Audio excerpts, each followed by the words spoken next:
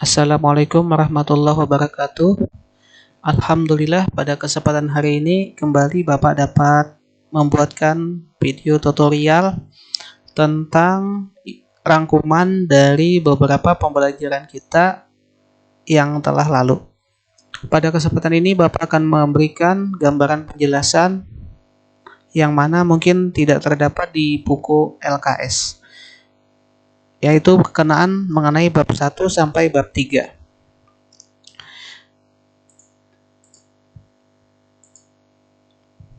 Kemudian di bab yang 1 yaitu ada materi tentang Nabi Muhammad SAW panutanku. Nah, jadi di dalam materi ini sebenarnya ada dua sikap yang harus dimiliki oleh peserta didik. Sikap yang dimiliki atau yang kita pelajari yaitu yang pertama adalah sikap percaya diri. Percaya diri itu yakni yakin dengan kemampuan yang dimiliki, dengan tidak mengeluh atau tidak memiliki rasa takut. Kemudian yang kedua, sikap mandiri, yakni tidak tergantung dengan orang lain. Nah, sikap mandiri ini ialah kita sikap yang tidak tergantung dengan orang lain. Bagaimana contoh sikap percaya diri bagi seorang siswa? Nah, ini contoh nih Bapak ambilkan beberapa contoh saja. Yang pertama, tidak ragu-ragu saat menjelaskan hasil karyamu di depan kelas. Nah, ini biasanya anak-anak mungkin ketika istirahat, bercanda dengan kawan-kawan, berani ngomong, nyanyi, macam-macam. Nah, ketika disuruh tampil ke depan kelas, nah mungkin ada beberapa yang merasa takut. Nah, ini berarti masih belum percaya diri. Kemudian yang kedua, nah selalu menyapa orang yang dikenal. Nah, kalau misalnya dengan kawan, dengan guru, nah ini kalau yang kenal, ya kita sapa. Nah, ini contoh sikap percaya diri yang dilakukan oleh siswa. Kemudian, tidak takut untuk kekalahan, artinya tidak pesimis. Ketika tidak berhasil, misalkan tidak bisa peringkat 1, kemudian tidak bisa mendapatkan nilai 10 atau 100, maka dia tidak pesimis, artinya tidak takut. Dia bisa menerima kekalahan. Ini contoh sikap percaya diri bagi seorang siswa. Kemudian yang keempat, yaitu aktif dalam kegiatan sekolah. Nah, kegiatan sekolah kan macam-macam. Ada kegiatan ekstrakurikuler, kemudian ada kegiatan macam-macam. Nah, ini aktif. Ini contoh sikap percaya diri. Misalkan di sekolah ada kegiatan ekstrakurikuler Maulid Habsi. Nah, dia berani ikut di dalam kegiatan tersebut.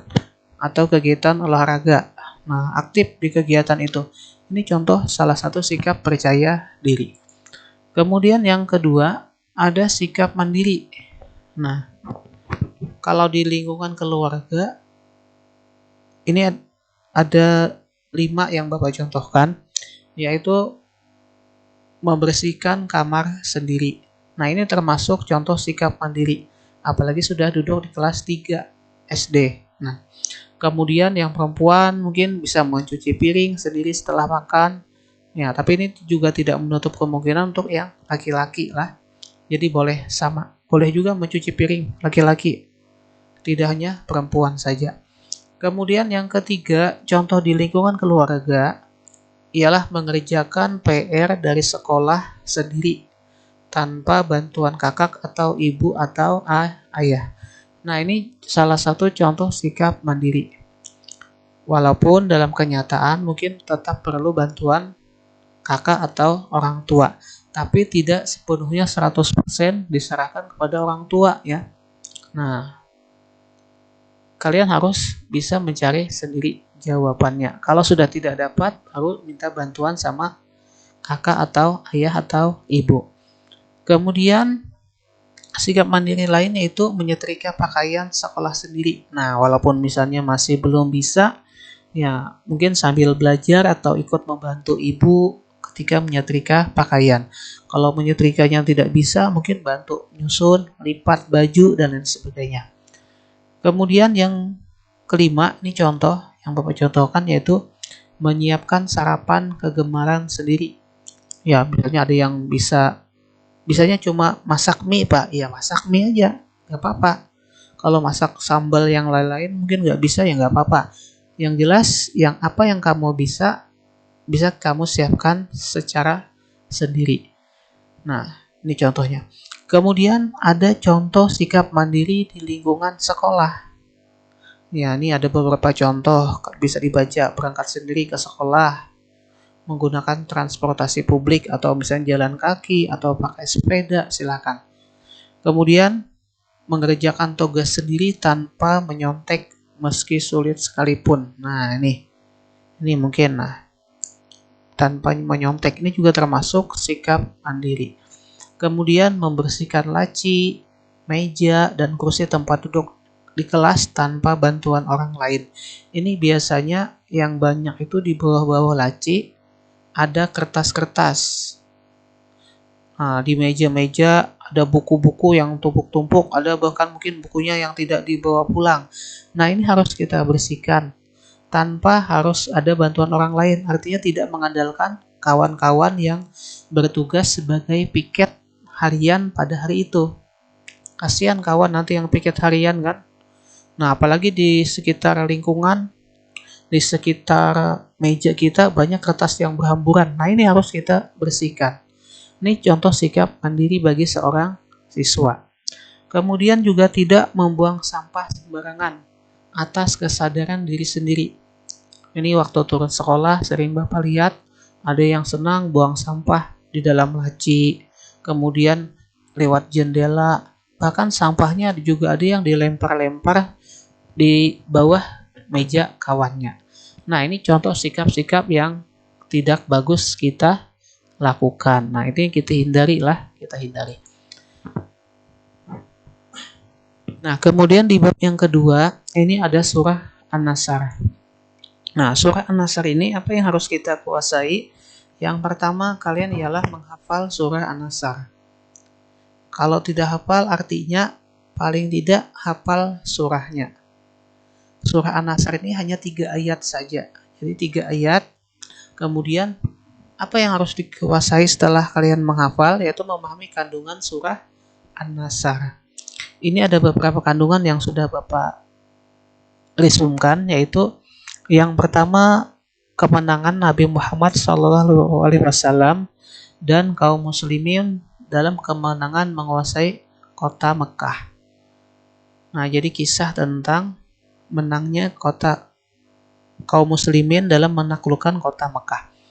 Kemudian yang kedua, janji akan datang pertolongan dari Allah, yang mana semua aktivitas kita tentunya akan mengharap pertolongan dari Allah. Kemudian yang ketiga, kabar gembira ketika manusia berbondong-bondong masuk Islam. Kenapa masuk Islam berbondong-bondong? Karena pada saat itu Islam berhasil menaklukkan kota Mekah. Kemudian perintah Allah untuk selalu memujinya dan bertasbih kepadanya dalam keadaan gembira. Nah, karena apa? Kenapa gembira? Karena pada saat itu umat Islam berhasil menaklukkan kota Mekah. Jangan sampai ketika keadaan gembira kita lupa kepada Allah. Nah, ini kebanyakannya kan kalau misalnya pas lagi sedih, ingat dengan Allah. Tapi ketika bahagia, ketika gembira, ini lupa dengan Allah. Ini harus kita hindari. Kemudian, isi kandungan yang terakhir, perintah untuk beristighfar, memohon ampunan hanya kepada Allah. Kenapa kita kepada Allah mau minta? Karena Allah adalah Tuhan semesta alam, Tuhan yang kita imani. Kemudian yang terakhir yaitu rangkuman bab 3, meyakini Allah Maha Esa dan Maha Pemberi. Apa bukti Allah itu Maha Esa? Kalian nanti bisa buka di buku LKS itu halaman 20 sampai 22, yaitu ada pada Quran surah Al-Ikhlas Quran Surah Al-Baqarah ayat 163 dan Quran Surah Al-Anbiya ayat 22. Jelas sekali disebutkan dalam Al-Quran tersebut, seperti Quran Surah Al-Ikhlas, Qul huwallahu ahad. Nah, di situ dijelaskan bahwasanya Allah adalah Maha yang Esa, satu. Qul huwallahu ahad. Katakan Allah itu Esa atau satu. Kemudian, apa bukti Allah itu Maha Pemberi? Nah, kalian juga bisa baca di LKS itu ada halaman 24, ada Quran Surah Sad ayat 9, Quran Surah Ali Imran ayat 8, dan Quran Surah Sad ayat 35. Nanti silakan dibaca-baca di LKS halaman 24 itu. Nah, setelah mempelajari Allah Subhanahu wa Ta'ala Maha Esa dan Maha Pemberi, apa yang kita lakukan? Nah, yang pertama, kita hanya meminta pertolongan kepada Allah Subhanahu wa Ta'ala sebagai Tuhan yang tunggal dan tidak ada sekutu baginya. Jadi jangan meminta kepada selain Allah. Nah, misalnya meminta kepada siapa? Meminta kepada pohon-pohonan misalnya yang mungkin dianggap memiliki kekuatan, atau meminta kepada binatang misalnya dan sebagainya yang dianggap memiliki kekuatan. Nah, kita hanya meminta kepada Allah sebagai Tuhan yang Maha Esa. Kemudian yang kedua, senang memberi pertolongan kepada orang lain. Kenapa kita harus senang memberi pertolongan? Karena Allah itu memiliki sifat Maha Pemberi. Nah, mungkin masih banyak lagi contoh-contoh yang lain. Ini hanya sebagian contoh yang Bapak sampaikan. Mungkin demikian yang Bapak sampaikan di bab 1 sampai bab ketiga ini. Silakan nanti kalian dipelajari di buku LKS, dibaca-baca lagi, diulang-ulang. Nanti akan ada kita ulangan tengah semester. Jadi ada ulangan tengah semester. Ya, ini bahan tambahan yang bisa-bisa kalian baca. Baik, terima kasih. Bapak akhiri dengan ucapan wabillahi taufiq wal hidayah. Wassalamualaikum warahmatullahi wabarakatuh.